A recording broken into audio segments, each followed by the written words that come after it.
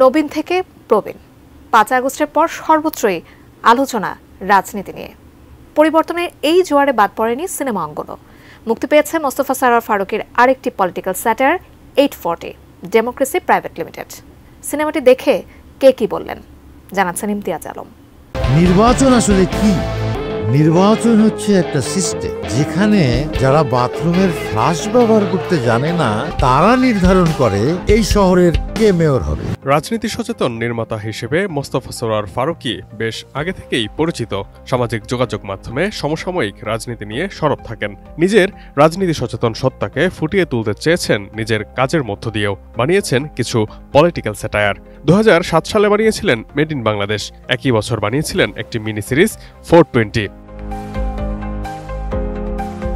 Political satire 420-র double up 840 এসেছে cinema হিসেবে, কারণ গত 16 বছরে রাজনৈতিক তামাশা হয়েছে দ্বিগুণ। গত 5 ডিসেম্বর ফেসবুক ভেরিফাইড অ্যাকাউন্টে একটি ভিডিও পোস্ট করে সিনেমাটির কথা জানান ঢালিউড নির্মাতা ও অন্তর্বর্তীকালীন সরকারের সংস্কৃতি বিষয়ক মন্ত্রণালয়ের উপদেষ্টা মোস্তফা সরোয়ার ফারুকী।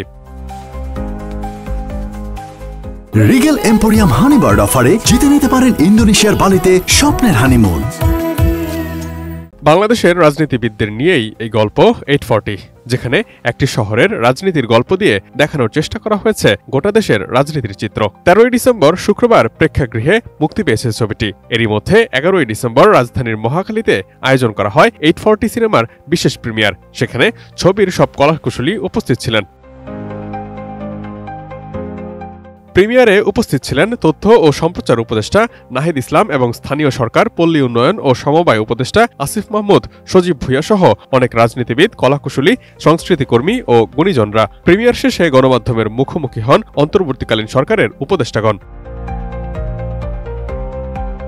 840 প্রসঙ্গে উপদেষ্টা আসিফ মাহমুদ বলেন, দীর্ঘমেয়াদী ও সর্বজনীন লড়াই, সেটি হলো সাংস্কৃতিক লড়াই। এই লড়াইটা ফারুকী ভাইরা আগে থেকেই করে আসছিলেন। আশা করি তার এই সিনেমাটি আগের 420 নাটকের চেয়ে বেশি সাড়া জাগাবে। ব্যক্তিগত প্রতিক্রিয়ায় উপদেষ্টা নাহিদ ইসলাম বলেছেন, একজন শিল্পী, নির্মাতা ও সাহিত্যিক সমাজের বাস্তবতা তুলে ধরবেন, কিন্তু বিগত সরকারের আমলে আমাদের শিল্পী, সাহিত্যিক বা আমাদের সিনেমার নির্মাতারা নানা কারণে অনেক বিষয় তুলে আনতে পারেননি।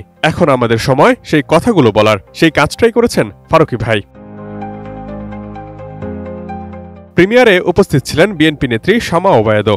বহুদিন পর সিনেমা দেখতে আসার কথা জানিয়ে বলেছেন, স্বৈরাচারী শেখ হাসিনার 17 বছরের ফ্যাসিবাদী গণতন্ত্র হরণের যে চরিত্র, সেই চরিত্র ও সময়কে ফারুকী তুলে ধরেছেন 840-তে। সিনেমাটি দেখতে দেখতে তাদের কথাই মনে হচ্ছিল যাদের আমরা হারিয়েছি, যারা গত 17 বছরে অন্যায়ভাবে স্বৈরাচারী শেখ হাসিনার অত্যাচারের শিকার হয়েছে, কথা বলতে পারেনি, বিভিন্নভাবে ব্ল্যাকমেইল করা হয়েছে।